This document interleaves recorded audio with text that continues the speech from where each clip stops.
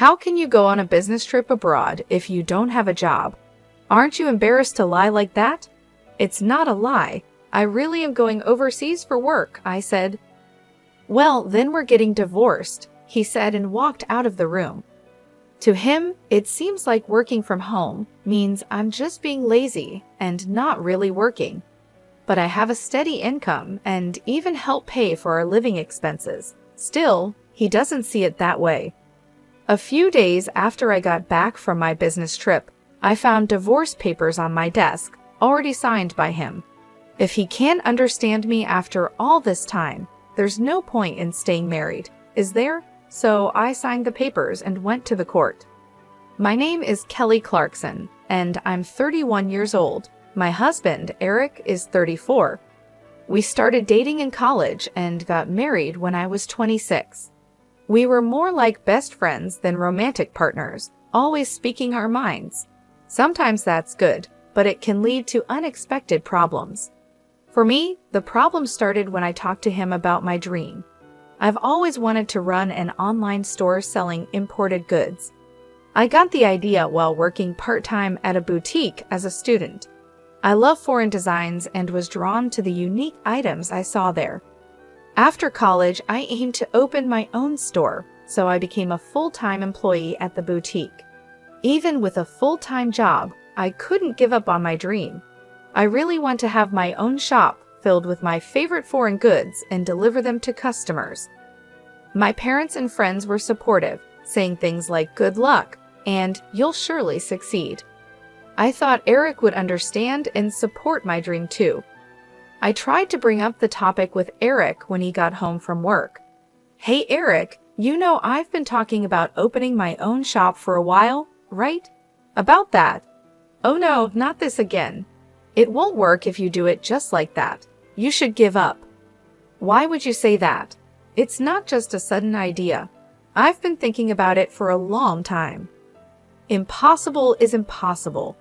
Life isn't as easy as you think, he said. There's no need to be so harsh. Why do you always shut down my ideas right away? I said, raising my voice without meaning to. Eric looked at me with cold eyes and a scornful expression. Then tell me, what's your plan if this idea of yours doesn't succeed? Well, I know it won't be successful right away, but... And what about your income until then? We're splitting the rent and living expenses now, and you're telling me I have to cover it all. No, that's not what I mean. I have some savings for the initial costs, and I'll still pay the rent. Oh really? Then do whatever you want. But if it doesn't work out and you regret it, it's not my problem. Every time I talked about starting my own business, Eric always got upset. The reason was simple. He worried my income would become unstable. The import shop where I worked was in a good location, and we had a lot of customers. Because of that, my income was pretty high, almost the same as Eric's, who worked in an office. It might even be a bit higher. That's why I often paid for meals when we went out and sometimes paid a bit more for the rent. The idea of my income going down was something Eric just couldn't accept. At first, he would say things like, "Why rush things?" or "You should take your time and prepare," in a kind voice. But now, he didn't mind hurting my feelings. Even so, I didn't give up on my dream of having my own shop. No matter how much Eric was against it, I focused on making my dream come true. As a result, I'd overcame his objections, and at the age of 27, I started an online boutique. At first, just like Eric predicted, it was hard to get things going smoothly. But over the years, I tried all sorts of strategies. I used the advantages of an online shop by outsourcing to well-known e-commerce companies, promoting on social media, and doing everything I could to succeed. Thanks to these efforts, a year after starting my own business, things began to look up. I was able to make a steady income. I expanded my customer base and added more products. Now, my yearly sales have reached $600,000. Because Eric was so against my business, I never talked about the sales. I figured he wouldn't care anyway, and he never asked. but he always reminded me about paying the rent and other living expenses. I always just gave him the money he asked for without making a big deal. I kept our conversations about work as simple and non-controversial as possible. But then, one day, something happened. I got a message on my online shop's direct messages. "I'm a regular customer of your shop. I was wondering, in addition to the international knickknacks, could you also sell furniture?" Actually, many customers had asked me to sell furniture too, but unlike small items, selling furniture online is more complicated.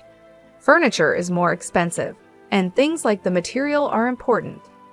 Even though I had worked in an import shop before, there are risks in buying and selling furniture without seeing it first. So I decided to call my old boss from the import shop to talk about it. "Hello, is this the manager? I have something I want to discuss with you." As soon as the manager, Rachel, recognized my voice, she sounded really happy. "Kelly, it's been a while. If there's anything I can help with, just let me know." Well, I've had some requests to sell furniture in my online shop.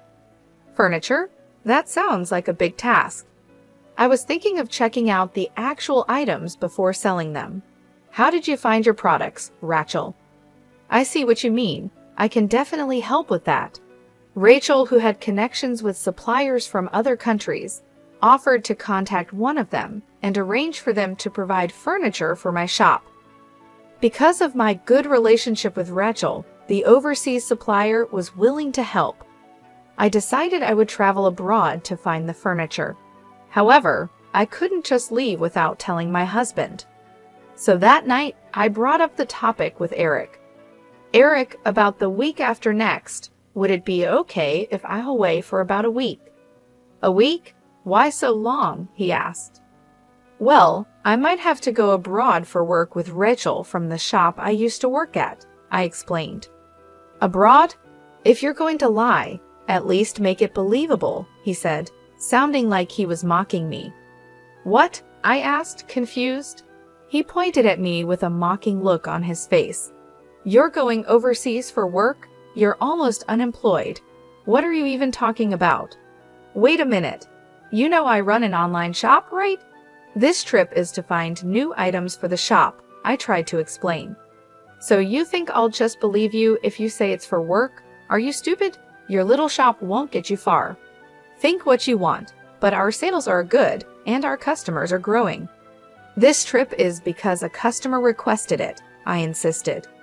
"If you keep pushing, I won't allow you, practically a shut-in, to leave home for a whole week," he said, then stomped off to the bathroom with a beer in hand. A deep sigh escaped from my lips. Why can't he try to understand? His reaction is too harsh just because he doesn't approve of my work. But I can't go abroad without his permission. I need to convince him, no matter what. Even though I was nervous to bring it up again, I couldn't ignore the problem. The next day, when he came home from work, I spoke to him again. "Eric, about yesterday's discussion." "Look, I'm tired. I don't have time for your lies," he cut me off. "I'm only telling the truth. An unemployed person going on a business trip abroad? You're good at lying," he said, mocking me again. "I'm not lying. I really have to go abroad for work." At that moment, I grabbed his arm, pleading with him. He looked down at me, mocking me again. "Oh, really? Then liars get divorced too." "Divorced? What are you saying?" "I can't stand liars, especially people like you who always try to show off. I didn't mean." "Shut up. You just want to use a lame excuse to go on a vacation abroad. I bet your boss is a man too, right? Divorce. I'll make sure to demand my share of everything," he said, storming out of the room. At that moment, a furious rage built up inside me. Who does he think he is, looking down on me like that? I work from home, but he only wants to feel superior. Enough is enough.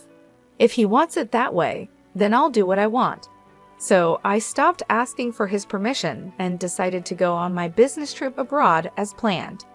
3 weeks later, I went overseas with Rachel. We went straight to our suppliers in the US, where we checked out the furniture and accessories I would sell in my boutique. Since I was already abroad, I spent the last day sightseeing with Rachel, and we had a great time. However, it wasn't all easy.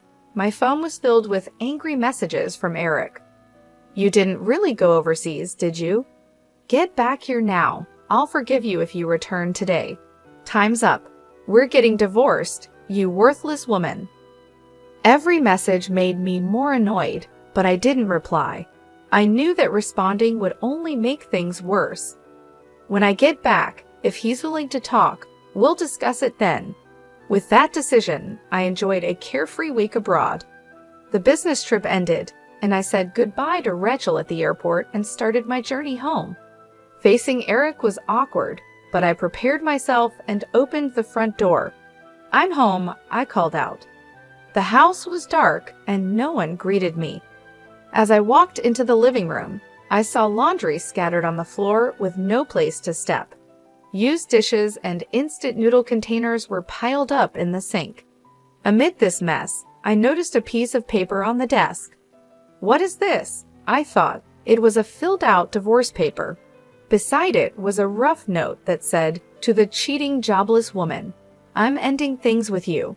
Fill out the divorce papers immediately. If you want forgiveness, come to my parents' house. Then I'll reconsider." Just reading the note, I could imagine Eric's smug face. He probably thinks that by writing this, I'd rush to apologize. Of course, I had no intention of doing that. I signed the divorce papers that Eric had left for me and went straight to the state court. Everything went smoothly, and the divorce was accepted without any problems. After that, I went to a real estate agent to cancel my lease on the apartment. This apartment was where I lived when I was single. When Eric and I decided to live together, he moved in because it was spacious enough for both of us. We had talked about moving to a bigger place if we had kids, but now that wasn't going to happen. Once I finished canceling the lease, I went back to the apartment and immediately started packing my things. The next day, I arranged for my belongings to be sent to my parents' house. I also made arrangements to have Eric's things sent to his parents' house. During this time, Eric kept sending me messages full of angry demands and accusations. Stop being stubborn and come apologize now. You have until the end of the week, and messages like that. I ignored all of them. I continued to pack and send everything from the apartment, both mine and Eric's, to our respective parents' homes. After the apartment was empty, I went back to my parents' home. A week later, my phone kept ringing non-stop. Even though I ignored it, the calls wouldn't stop. So I decided to answer the phone, planning for this to be the last time I talked to him. I pressed the answer button. Hello? Immediately, Eric started shouting. What the hell do you think you're doing? Surprised by his loud voice, I pulled my phone away from my ear. I decided to record the call just in case something happened. Then I spoke again. What's the big deal? There's nothing left to talk about. Don't mess with me. Why were all my things sent to my parents' house? I just got to the apartment, and it's completely empty. Oh, that. Well, I canceled the lease on the apartment, so I sent your things to your parents' house. What? You didn't even talk to me about this, he yelled. There was no need. You were so sure about the divorce, so I made my own plans. I didn't think you would want to stay in the apartment that was under my name, I explained calmly. You had no right to touch my things, he shouted angrily. Actually, I did. You left the divorce papers and made it clear you wanted out. I just took care of the rest, I replied. I can't believe you would do this. You're so selfish, he continued. Eric, you called me a cheating, jobless woman. You wanted a divorce and didn't care to talk things through. Now I've made the changes you wanted. There's no point in dragging this out, I said, trying to keep my voice steady. Dragging this out? You moved all my stuff without my permission. You didn't even give me a chance to decide, he raged on. You had a chance. You chose to end things abruptly and left me with no choice but to take action. You said you couldn't stand me and wanted a divorce. So I took care of everything, I responded. Eric was silent for a moment, probably thinking about what to say next. Then he finally spoke again. You're just trying to make yourself look good. You always do this. You never cared about what I wanted. I took a deep breath and said, Eric, I've always tried to be understanding and support you, but you made it clear you didn't respect me or my work. I'm not going to argue about this anymore. The decision is final. What about all the memories? What about everything we shared? He asked, his voice softer now. Memories are just that, memories. We can't live in the past. You made a choice, and now we have to move forward. I wish you the best, but I'm moving on, I replied, trying to stay strong. There was a long pause on the other end of the line. Then Eric finally said, Fine. Do whatever you want, but don't expect me to come crawling back to you. I don't. Goodbye, Eric, I said and hung up the phone. I felt a mix of relief and sadness wash over me. It wasn't easy to end things this way, but I knew it was the right decision. I took a deep breath and looked around my parents' house, feeling a sense of comfort and support. It was time to start a new chapter in my life, free from the negativity that had held me back for so long. I canceled the lease, so I had to move everything out, right? What? Canceled? How could you do something like that on your own? Eric shouted, sounding shocked and angry. On my own, the apartment was in my name. I can do whatever I want with it, can't I? At this point, I had nothing left to lose. His words didn't affect me at all, and I responded in a defiant tone. Eric's irritation was evident on his face. Don't mess with me. I don't care about the lease. We were married, remember? I lived in that apartment too. And you just went ahead and canceled it without even talking to me. Married, yes, but whether you think I cheated or not, we're still married. Canceling the lease on our apartment without discussing it with your husband, what were you thinking? You think you can just do whatever you want, even though you're unemployed? I'll never forgive you for this. He continued to yell, showing no regard for my feelings or my situation. His rant made it clear he didn't care about me or my perspective at all. So I decided to tell him the truth. Sorry to burst your bubble, but you're getting all worked up about not forgiving me, and we're not even married anymore, okay? I said, trying to keep my voice calm. What? What are you talking about? Eric looked confused and angry. I submitted the divorce papers you left behind, so we're strangers now. Why should I keep renting a place for a stranger? Hold on, you're joking, right? You're basically unemployed. You'd be in trouble without me, he said, trying to sound like he was still in control of the situation. What? Don't make me laugh. When did I ever say that? I replied, feeling a mixture of frustration and relief. Eric was caught off guard and didn't know what to say.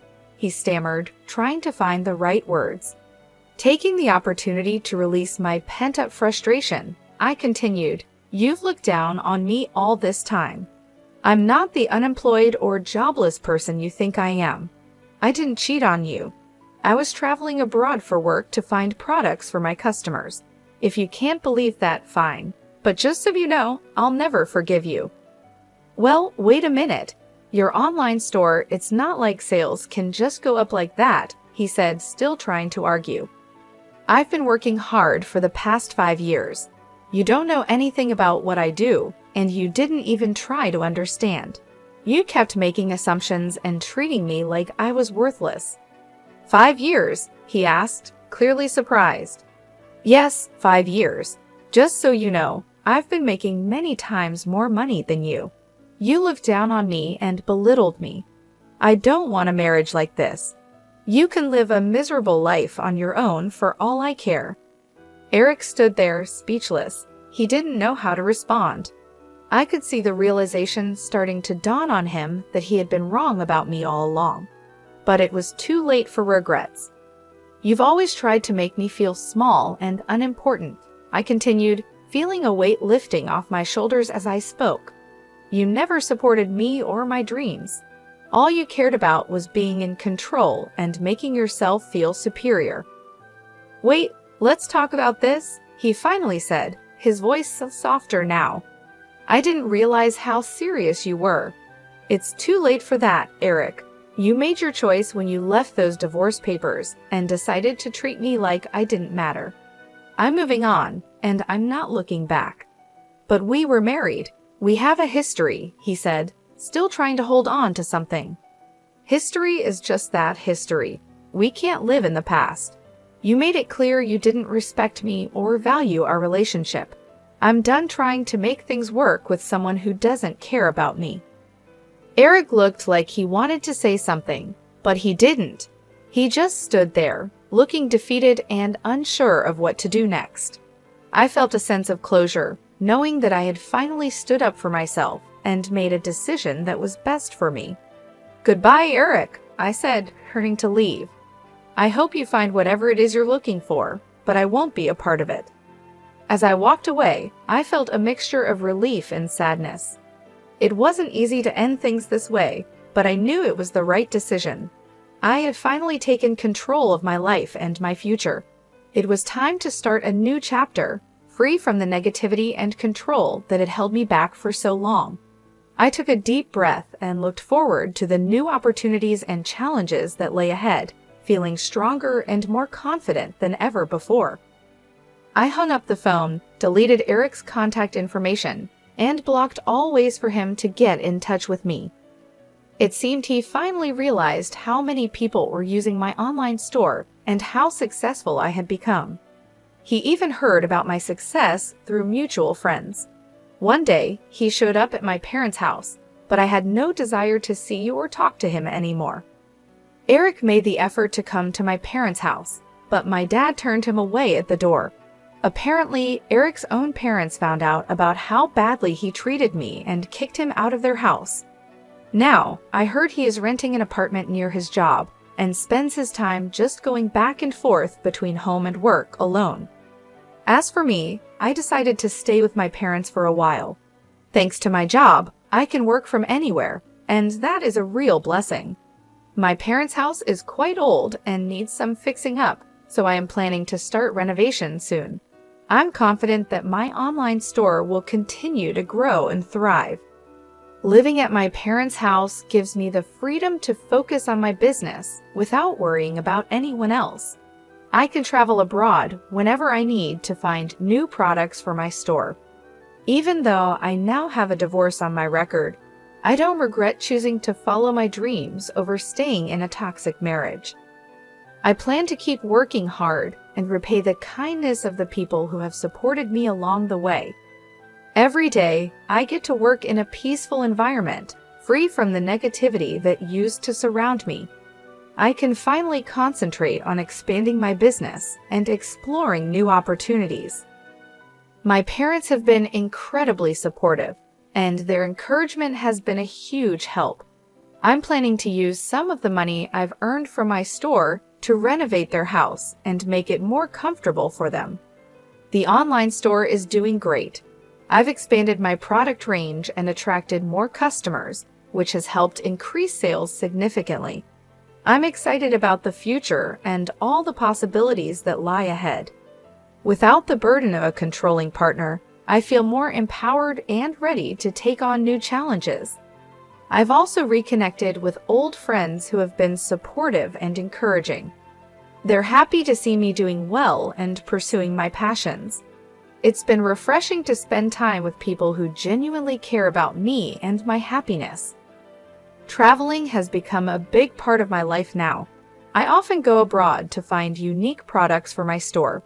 These trips have not only helped my business, but also allowed me to see the world and experience new cultures. It's something I always dreamed of doing, and now it's a reality. Looking back, I realize how important it was to put myself and my dreams first. Staying in a relationship that didn't support my goals would have only held me back. The decision to move on wasn't easy, but it was the best thing I could have done for myself. I'm proud of the progress I've made and the person I've become. The road ahead is full of potential, and I'm eager to see where it takes me.